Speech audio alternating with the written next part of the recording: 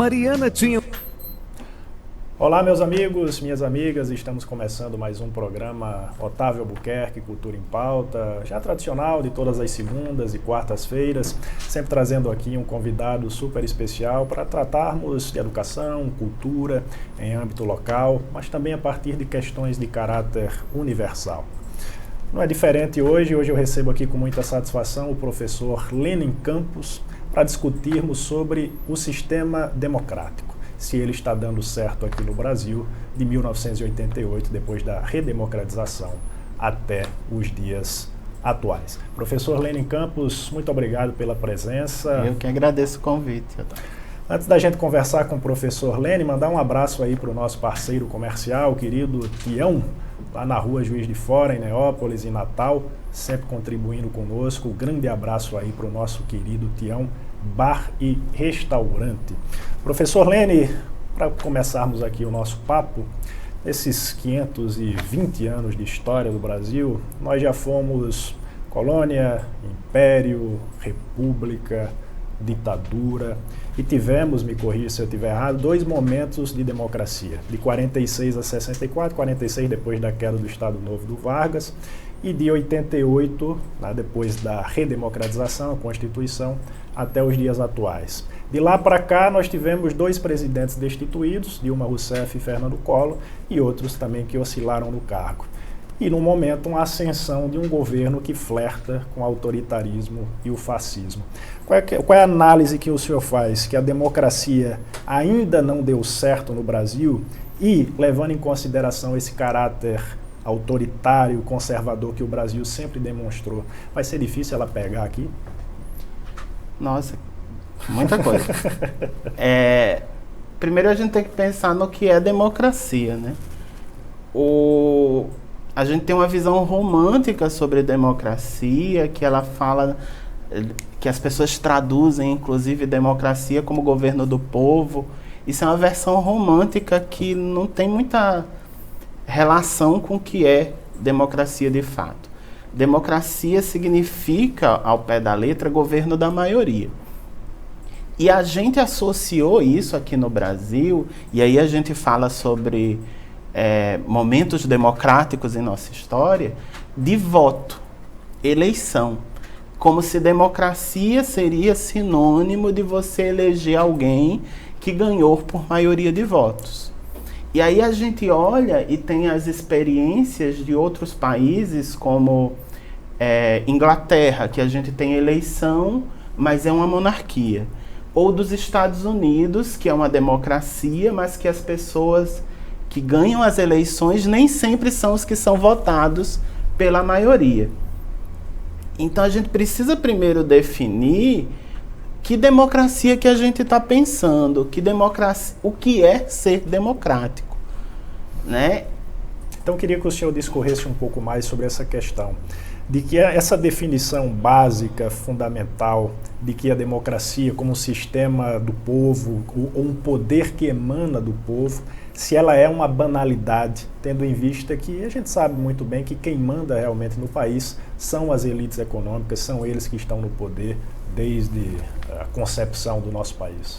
Pois é, né? A gente tem essa fantasia que inclusive inventou que a democracia é grega, né? A gente tem experiências democráticas entre os indígenas aqui na América, a gente tem experiências democráticas entre as tribos africanas, então a democracia é indígena, é africana, mas o romantismo inventou que a democracia é grega.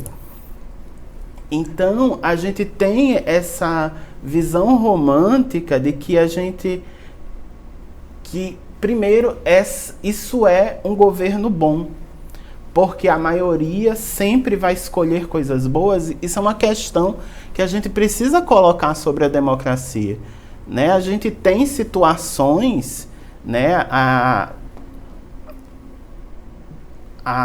escravidão, por exemplo, né? Que é uma coisa incontestável de você... Ninguém vai virar para mim e dizer que escravidão é uma coisa boa. Mas a escravidão era defendida pela maioria.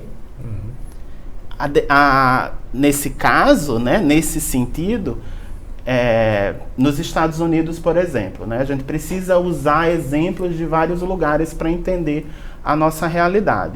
Os Estados Unidos teve a discussão dentro do Congresso para ver se aboliria ou não a escravidão, que o resultado foi uma guerra civil. A maior parte da população, né, a maior parte dos representantes da população achava que a escravidão deveria continuar. Então, simplesmente porque é um voto da maioria é necessariamente um voto bom, né? A gente até 1950 a gente tinha nos Estados Unidos novamente uma separação entre a população negra e branca. Isso era uma definição democrática. A maior parte dos votos votou que aquilo era certo. Só porque é democrático não necessariamente é bom.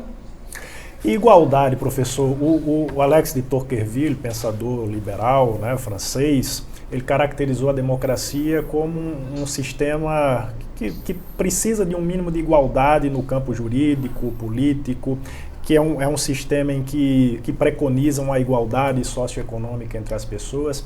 Se a gente for levar ao pé da letra essa caracterização do Tocqueville, a democracia brasileira vai parecer uma fraude, já que a única coisa que não temos aqui é igualdade? Na Grécia Antiga também, né? Aristóteles e Clístenes propõem que para existir democracia precisa existir isonomia. Isonomia é igualdade entre as pessoas. Nenhuma democracia num sistema capitalista ela é uma piada nesse sentido. Porque nós vivemos num sistema capitalista, e o sistema capitalista, por definição, cria diferenças entre as pessoas. Se para haver democracia é necessário que haja igualdade entre as pessoas, é impossível haver democracia dentro do sistema capitalista como um todo. Aí você pode argumentar que esse não é o objetivo do capitalismo, que o capitalismo não necessariamente quer criar diferenças, mas ele cria diferenças, né? Porque ele acumula capital. Então, quanto mais gente rica, é um elemento que as pessoas não entendem muito bem sobre o capitalismo. A riqueza, só existe, digamos, 100 milhões no mundo. E essa riqueza, ela é limitada, ela é dividida entre as pessoas. Se muita gente acumula, ou melhor, se pouca gente acumula, muita gente fica sem. Então, isso é o capitalismo. Então, a gente vai necessariamente criar falta de isonomia se existe acumulação de capital. Professor Lene, políticos, parte da mídia, intelectuais, colocam a democracia quase num pedestal, como um sistema que é impecável, algo quase divino. A partir de que momento da história ela ganha esse status? E as pessoas, né, uma segunda pergunta, as pessoas do senso comum ou as pessoas que cotidianamente têm dificuldades na fila do banco, no transporte público, essas pessoas têm essa mesma percepção da democracia ou é algo muito abstrato para elas? Não, eu acho que quem inventou que a democracia era a melhor coisa, a melhor solução, fez o trabalho muito bem feito. Porque se você conversar com qualquer pessoa na fila do pão, ela vai entender que democracia é a melhor opção. E é bem interessante falar sobre isso, porque o Aristóteles, lá na invenção da democracia, lá atrás, ele discorda e concorda, né? Porque ele acha que a democracia é ruim. Por que a democracia é ruim? Porque como você depende da maioria, sempre haverá o demagogo. O demagogo é aquela pessoa que manipula a maioria para conseguir o que ele quer. Então fica parecendo que o voto é da maioria, mas o voto, na verdade, a decisão, na verdade, foi de um grupo, foi de alguém, de duas pessoas, né? O que acontece, a gente sabe que isso acontece na nossa realidade. Aí, o Aristóteles diz que ela é ruim porque o demagogo existe, mas ela é a melhor opção que tem entre as outras. Quais são as outras? A monarquia e a oligarquia. Dos ruins, ela é a melhor. Dos ruins, do que a gente tem, ela é a melhor opção. Só que ela não quer dizer que ela seja perfeita. E é exatamente nesse ponto da maioria que ela é um problema a resolver. O escritor argentino, o grande escritor argentino, Jorge Luiz Borges, uma vez proferiu uma frase interessante a respeito da democracia, de que ela é um erro estatístico, tendo em vista que quem manda é a maioria, mas a maioria em um país como o nosso, por exemplo, a maioria é formada por imbecis, né? É difícil, professor, a gente acreditar na consolidação do sistema democrático quando a gente tem uma educação tão desequilibrada e a gente sabe que existe um abismo separando a educação que é aferida na rede privada, a educação que é aferida na rede pública? Tem várias perguntas, respostas aí dentro. Mas sobre eu volto ao tema da igualdade. E ele é mais que educação, né? Porque mesmo que todos nós tivéssemos a melhor educação possível, todos nós não teríamos a mesma quantidade de dinheiro, porque a gente vive num sistema capitalista. Então, sem igualdade, é impossível haver democracia, né? Na nossa história, só para ficar claro para todo mundo, o Brasil viveu oligarquias, né? O que significa oligarquia? Que um grupo estava dominando. Seja esse grupo a política do café com leite, seja esse grupo os militares, seja esse grupo o mercado. Eu adoro quando as notícias falam sobre que o mercado está preocupado, o mercado essa entidade esse invisível. espírito. Esse mercado, ele é o nosso governante, né? O Bolsonaro não pode fazer isso porque o mercado não vai gostar. Isso é esse mercado é o nosso governante de verdade. Esse mercado é a nossa oligarquia. Então, sem a destruição desse grupo que nos controla e sem essa igualdade de fato legítima e real, não tem como a gente falar em democracia, e não só no Brasil, né? Isso não é uma questão brasileira, porque o Brasil deu errado, porque o Brasil não funciona. Não, isso é uma realidade do mundo. Ela parte de dois princípios, né, a democracia, básicos, elementares, a igualdade e a liberdade. O Bukowski, escritor americano, ele tem uma frase também que é interessante, né? De que a democracia, a diferença da democracia e a ditadura é que pelo menos na democracia a gente vota para saber quem manda na gente, né? Agora, a gente vive sob o jugo das leis, a gente vive sob o jugo do Estado, dessa mão invisível do mercado, como diria o Smith. A liberdade é um mito, professor, aqui, essa ideia de democracia, a liberdade é um mito? Então, a liberdade ela é uma construção, né? O que a gente considera liberdade hoje não é o que as pessoas no século XIX consideravam liberdade e não é o que um grego lá na invenção da democracia pensava sobre liberdade. Liberdade, hoje, é um pouco de anomia, é um pouco de eu faço o que eu quero, eu faço o que eu desejo. Né? A gente tem uma liberdade focada no nosso ego e um ego inflado de um menino mimado. É isso que as pessoas pensam em liberdade. Quando a lógica da liberdade é, por exemplo, a lógica budista, que a disciplina é liberdade, né? Isso choca as pessoas. Quando você diz, você é livre, mas você não pode fazer isso, no nossa lógica de liberdade de hoje, né? Barra porque as pessoas pensam que liberdade é outra coisa. O senhor falou aí já em duas oportunidades no Aristóteles. Segundo consta, o Sócrates, né, um grande filósofo, Platão foi o seu discípulo, o Sócrates não gostava também do sistema democrático porque ele entendia que qualquer idiota poderia cair nas graças das pessoas e ascender a um cargo público, né? Desempenhar uma função pública. E ele estava certo. E ele está... Vamos chegar lá. O senhor entende que uma pessoa, para ocupar uma função pública, se inserir na política, deve ter necessariamente um cabedal cultural mais elevado? É o que eles pensavam sobre a ideia de aristocracia, por exemplo. Pois é. E eu vou preparar uma segunda pergunta, que é a seguinte: o atual presidente da República ratifica a ideia do Sócrates? O Platão, essa né? É polêmica. Você me colocou numa sinuca de bico. O Platão, ele fala na República que a gente deveria ser governado por sábios. E é muito difícil a gente ter esse sábio no Brasil ou no mundo hoje, certo? Não é porque é o Brasil. No mundo hoje. Porque a gente desaprendeu a ser sábio. O sábio, o amante da sabedoria, que é o filósofo, é isso que a palavra filósofo quer dizer, o amante da sabedoria, é aquele que tem prazer em saber sobre tudo.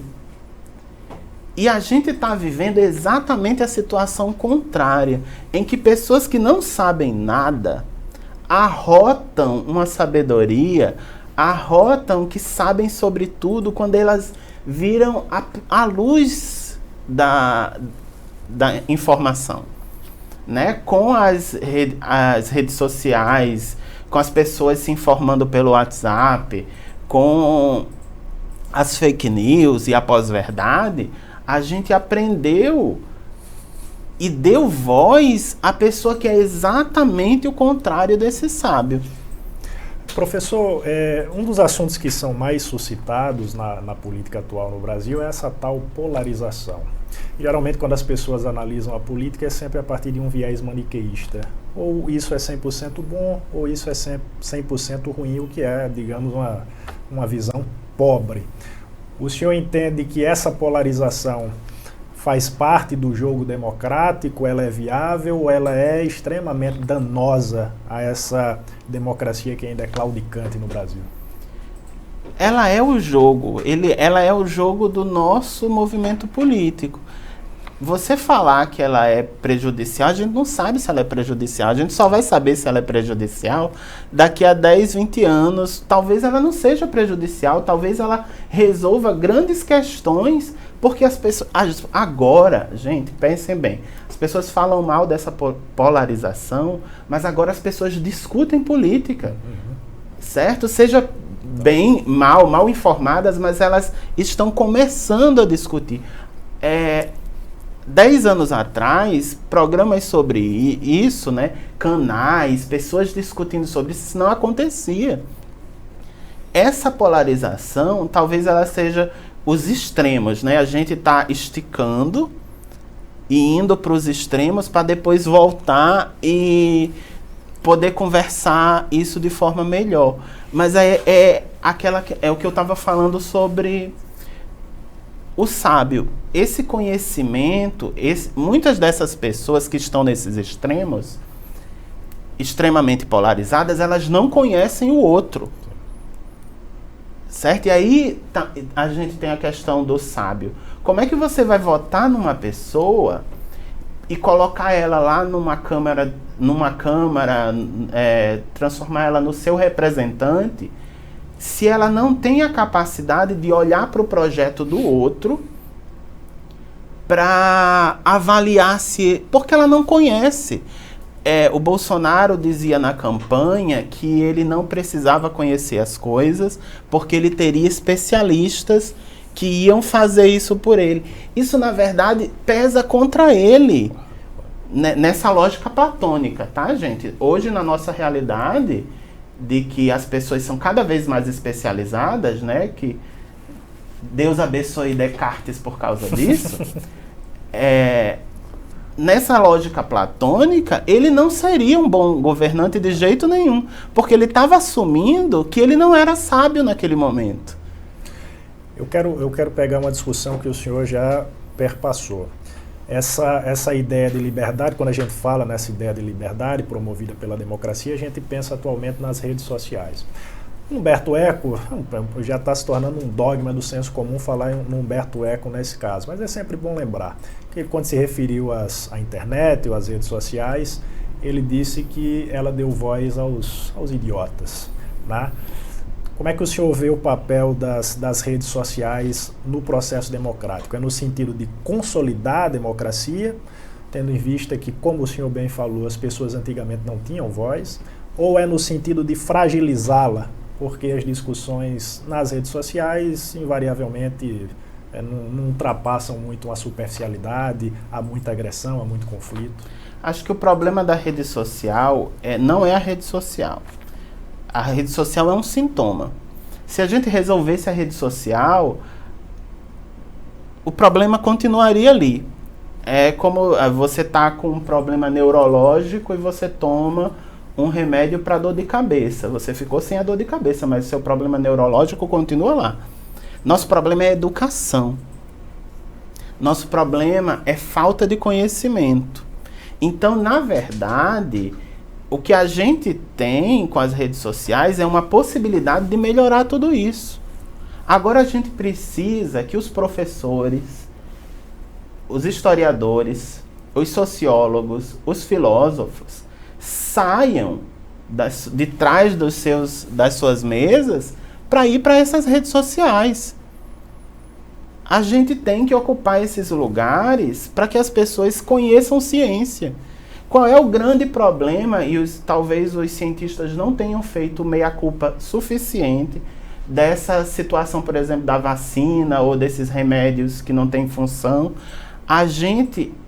Os cientistas se isolaram nas suas torres de marfim e deixaram o povo sem contato com eles. A gente precisa falar a linguagem que todo mundo entende. Então, o problema não é as redes sociais. As redes sociais é uma excelente ferramenta, inclusive. O problema é que o conhecimento não está sendo disponibilizado nessas redes sociais. E quem vai fazer isso é cientista. Ainda citando o Alex de Tocqueville, ele dizia que uma das ferramentas, ou a democracia só teria sucesso, digamos assim, se ela incitasse nas pessoas um desejo de participar ativamente da vida pública, ou das discussões, né, que são travadas no Congresso, na Câmara, no Senado, que elas se integrassem no que está acontecendo no universo político. Essa democracia representativa que a gente tem, que é diferente da democracia grega que o senhor citou, que era uma democracia direta, né? Essa democracia representativa incita nas pessoas essa participação cívica, ou para as pessoas, o cidadão comum, o fato de votar de 2 em 2 anos ou de 4 em 4 anos é suficiente? Acho que são duas questões aí. É preciso que a pessoa tenha participação política, né? E a gente pode ensinar as pessoas a terem participação política. Grêmio em escola não é para organizar festa. Grêmio em escola, DCE em faculdade, essas coisas, elas são para ensinar sobre participação política.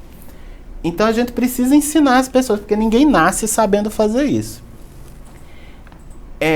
A partir daí, as pessoas precisam aprender a cobrar. Que aí é outro problema, porque a gente viveu a nossa história toda nessas oligarquias, em que não existia participação democrática. Você querer cobrar agora, assim, que pronto, estamos no ano 2000, em 2020, século 21, agora as pessoas vão começar a viver a experiência democrática do jeito certo. A gente tem uma história de que as pessoas existiu o voto de cabresto, existe ainda em várias cidades pequenas, aqui no Rio Grande do Norte mesmo, de que as pessoas votam, torcem porque o prefeito é de tal. Então, essas pessoas, existe uma relação com a eleição que é diferente, que precisa ainda ser mudada. Isso, voltando, que eu já disse isso antes, é a partir da educação. A gente já está se encaminhando mais ou menos para o final da nossa entrevista, professor, mas eu ainda tenho duas perguntinhas para fazer para você. Uma é a seguinte: a gente estava conversando aqui antes de começar o programa sobre educação política nas escolas. Para quem me acompanha nas redes sociais, já viu aqui o programa, eu sou um defensor da educação política nas escolas e que as pessoas têm que aprender na base do ensino como funciona a política em seu aspecto orgânico. O senhor entende que ela seria interessante, útil para as pessoas consolidarem esse sistema democrático que ainda está oscilando no Brasil, ou serviriam de repente para suscitar a mesma dúvida que temos agora, de que a democracia não é o melhor, talvez não seja o melhor caminho? Não, a educação política nas escolas é imprescindível, né? E o bom é isso, não achem que não existe já isso, certo? As ferramentas já existem. Grêmio, líder de sala, certo? DCE, CA em faculdade, eles são espaços de educação política, certo? Então, as ferramentas, a gente tem agora nas escolas, né, nas escolas municipais e estaduais, eleição de prefeito, eleição de direção, e a participação das crianças, dos alunos e dos pais nessa educação. As ferramentas já existem. Agora, ninguém aprende nada que não quer aprender. Então, a gente precisa que esse tipo de conhecimento seja valorizado. Por que ele não é agora? Porque se você disser que isso é importante, quem está lá no poder, que usa essa ignorância para se manter no poder, vai ser prejudicado. Professor, uma última pergunta para fazer para o senhor, já agradecendo demais pelo conteúdo riquíssimo que o senhor apresentou aqui. Tenho certeza que quem está nos assistindo pelo canal Otávio Albuquerque Cultura em Pauta e pela TV Potiguar Notícias também está gostando. Depois de tudo que a gente conversou aqui, aquela frase famosa do Churchill, né, o primeiro-ministro britânico durante a Segunda Guerra Mundial, ainda faz algum sentido? A democracia é o pior governo de todos, com exceção de todos os outros. Tem algum melhor do que a democracia? Isso é a mesma... ele está parafraseando o Aristóteles. O Aristóteles. Né? Mas não temos um outro melhor governo, né? Em teoria, a aristocracia, né, eu estou citando Aristóteles. Em teoria, a aristocracia seria o melhor governo. Mas que aristocracia é essa? O governo dos bons, dos sábios, dos filósofos, dos cientistas, dessas pessoas que teriam todo o conhecimento e toda a habilidade, porque ser bom significa isso, que você tem a habilidade para fazer aquilo, né? Se você é um bom músico, se você é um bom cozinheiro, sua grande habilidade não é governar um país. Então, quem tem essa habilidade, que assumisse esse lugar. Em teoria, a aristocracia resolveria essa situação, mas aí a pergunta é possível que a gente tenha esse governante sábio? É possível na nossa realidade, né? Eu não falo, novamente, já disse isso, e eu repito, não é que no Brasil não seja possível fazer isso. Na nossa realidade mundial, certo? Nesse século XXI, será que isso é possível de ter esse governante, de ter essa pessoa? Eu não sei se isso é possível, se a própria situação que a gente vive hoje permite a existência desse governante. Perfeito, professor Lênin Campos, muito obrigado pela sua presença, a gentileza de ter aceitado o nosso convite, e venha outras vezes para discutirmos outros temas. Valeu, é isso aí. Próxima semana voltamos com mais um programa Otávio Albuquerque Cultura em Pauta. Sigam o nosso canal, se inscrevam lá. Eu tenho certeza que vocês vão gostar do conteúdo que nós temos para apresentar. Compromisso firmado, na semana que vem. Até mais.